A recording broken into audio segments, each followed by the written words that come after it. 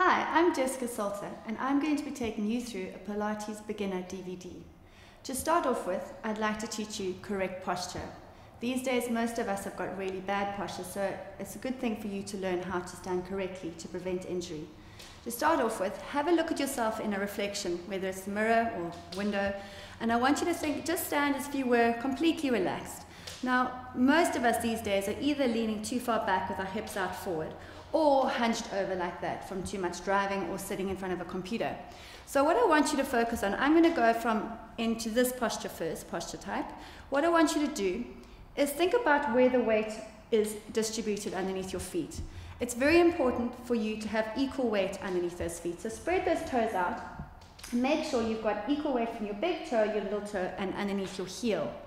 To make sure that you're correct here, just lean forward slightly so the weight goes onto your toes. Now that's obviously not right. And then I want you to lean backwards so the weight's over your heels. And go back to between those 2 points where you can feel the entire foot. From there, you want to move up to your knees. Now if you're in a position where you're leaning back like that, you're generally locking those knees out. So I want you just to soften those knees and make sure that you're not pushing back in that part of the leg. So bend those knees nice and soft and then lock them out and then bring them back into a position where they're just unlocked, basically. From there, keep those knees soft. You're going to work up to your pelvis.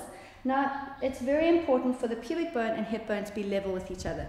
If our pelvises are out of neutral, what's going to happen is you're going to arch that back and you're going to really get a strong lordosis here and your tummy is going to pop out in the front. So what you want to do is imagine there's a weight tied to your coccyx, your tailbone, and you're tucking your bum under to get that pubic bone and hip bone level. What you'll find is that your tummy muscles will immediately start to work. So think about tucking it under and pulling your pubic bone forward. You don't want to come too far under because then you're going to start dropping like that. So make sure it's just pubic bone, hip bones in that nice level triangle. From there, you're going to think about helium balloons pulling your neck up towards the ceiling. So if you're in a posture like that, you want to lengthen, lengthen, lengthen, lengthen up, breathing in, and as you exhale, you're just going to let those ribs relax down, which is then going to pull your shoulders over your hips into a more neutral position. So I want you to inhale, lengthen your spine up towards the ceiling, and as you exhale, just rock those ribs down and relax those shoulders. So just to go over it again, equal weight underneath those feet, knees are soft, tailbones are tucked under, pulling the belly button in, stretching your spine up and relaxing those shoulders but dropping your ribs down.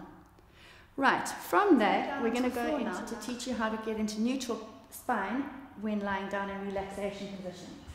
Now, relaxation position is a wonderful position to get into at the end of the day. What you'll need is just a little, you can use a towel, fold it up, or just a thin cushion and place it underneath your head just to relax your neck a little bit.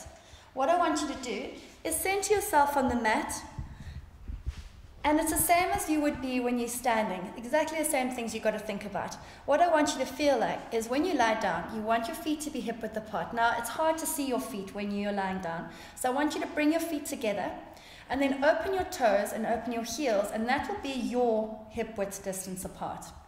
Now, you need to make sure that your upper body is in line down the center of your body. So if you just pick up your head and look down the middle of your body, your nose should be in line with your sternum, your belly button, and your pubic bone, and then you can place your head back down. Now, your knees should be in line with your ankles, and your knees in line with your hips. Watch that your knees don't open like that or close like that. Always keep them. And if you find your knees are opening a lot, just stick a cushion between your knees to keep them at the right distance apart. Now, a neutral pelvis is very important here, as it is for standing. So it's the same goes with standing as it does for lying down. When you're lying down, make sure the pubic bone and hip bones are level with each other. So when you lie down, either your back is going to be imprinting into the floor, or you're going to be overarching like that, so you see a nice big nasty gap underneath your spine. So make sure that your pelvis just relaxes down, and place your hands on top of your pelvis so that you can see a level sort of triangle there. What I want you to do to make sure that you've got the right position, I want you to imagine there's a bowl of water on your pelvis. Now, I want you to imprint that lower back into the floor, and the water will then obviously fall onto your tummy. If you go the other way, the water will go through your pubic bone and increase that arch in your back. So you want to find that point just between the two so that it's nice and level. And now sometimes when you're in neutral, your back still feels like there's going to be a big gap underneath it. But we correct that with bringing the ribs down towards your hips. So what I want you to do is breathe in, and as you exhale, focus on dropping those ribs down towards your hips so that they become level, in the same sort of level with your hip here, that sort of area. Then I want you to move up to your shoulders and completely relax them down. So your hands can be relaxed on your hips to help open up those shoulders. If this isn't comfortable, what you can also do is open up your arms and have your palms facing the ceiling to help release those shoulders down, helps open up those shoulders even more. What you want to feel when you're in neutral is heaviness through the coccyx area, a slight arch underneath your lower back, heaviness underneath the ribs, the gap underneath your neck, and then the back of your head relaxing down. Right, we're moving on to the pelvic floor. The pelvic floor is an incredibly important muscle to work on. It's equally important for men as it is for women to learn how to strengthen this up. You'll hear me talking about zipping and hollowing with all the different exercises that we work through. So what this means is when you hear zip and hollow, I want you to focus on thinking about when you stop the flow of wee. It's the same feeling as stopping the flow of wee. That's the muscle that we're contracting. So when I say to you breathe in, exhale, zip and hollow, I want you to focus on stopping that flow of wee as tightly as you can. And when you breathe in, release it completely. So it's the back passage through to the front passage, contracting those muscles nicely. Now, some people don't find it easily enough when you sit down, and a lot of us have very weak pelvic floor muscles, and that's due to injuries or not doing exercises or lots of different things in our life. So I want you to find a position that you're comfortable in, whether it's sitting like this or in 4-point kneeling, and this often helps, especially with men, to find that pelvic floor muscle. So if you're in this position or on your bum with your legs crossed, it's the same thing. I want you to breathe in, and as you exhale, zip and hollow. Stop that flow of wee, and then breathe in, release it. Now, if you've got that right muscle, if you found that contraction, what you'll feel is a slight contraction just above the pubic bone, and the muscles contracting into the groin area. If you don't feel this, carry on practicing until you do. It is really important that you get it, because absolutely every single exercise we use in Pilates, we are zipping and hollowing. So really focus. You can do it lying down, you can do it sitting cross-legged, or you can do it in 4-point kneeling. Just think about really stopping that flow of wee and pulling those muscles up towards your belly button. Right, we're going into breathing next. I'd like you to place your hands on top of your ribs for me. With Pilates, we do thoracic breathing. So what I want you to do, breathe in and let your ribs rise up towards the ceiling. And as you exhale, let those ribs drop down underneath your hands. Breathe in through the nose and exhaling out through the mouth, feeling those ribs connecting down. Breathe in again. Now I want you to exhale. Let those ribs drop right down. And I want you to keep the ribs in that position. Don't let them lift up again. Breathe in again, and you'll feel the breath going into the back and sides of your rib cage. So inhaling and exhaling all the way out. And this enables you to get a whole lot more oxygen into the lungs. And breathe into the back and sides of your ribs. Don't let the ribs rise. And exhaling all the way out, connecting those ribs down. You'll find there's a lot of rib connection in a lot of different exercises, so make sure you get this one right. I want you to breathe into your hands and exhaling out. And I want you to breathe in through the nose and exhaling out through the mouth. And again, breathe in. And this time, as you exhale, I want you to let those ribs just connect down so that they're on a level with your hips. Now leave them there. Don't let them lift up again. You're going to breathe in, and this time you're going to feel the breath expanding into the back and sides of your ribs. Inhaling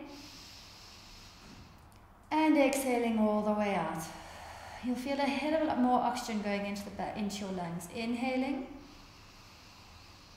and exhaling all the way out. I'm going to teach you the correct curl-up position.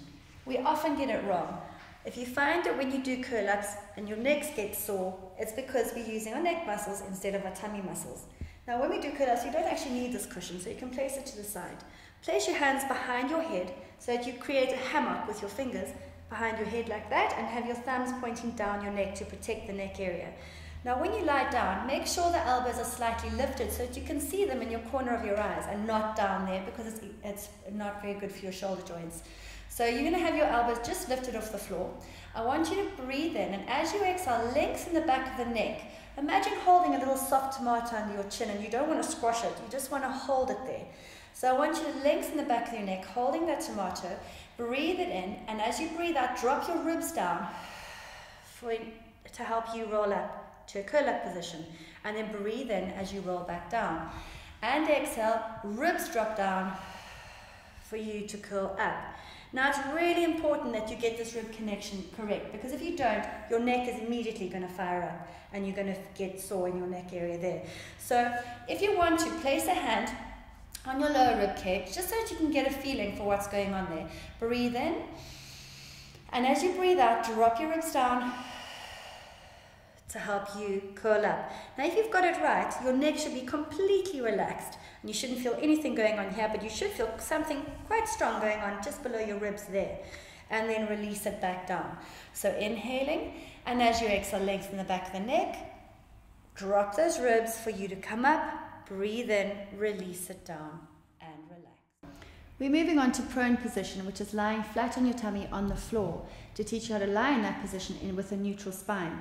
Now you can take a thin cushion, or you can take a folded up towel and place it down on the floor. We're using this to make it more comfortable for you to lie down. You're going to place that cushion just between your belly button and your pubic bone. Have your legs hip width apart and your arms in the window position by your side, and relax your upper body completely. Now if it's uncomfortable for you to lie down with your face on the side there, you can grab another little cushion and place on your forehead and rest down in that position. What I want you to focus on is when you're lying down in neutral, you don't arch your back too badly here, because it will hurt your lower back. So what I want you to focus on is tucking your tailbone under, pushing your pubic bone down into the floor, and you'll notice that this releases and goes into a more neutral position. What you'll also find is that your tummy muscles will activate also.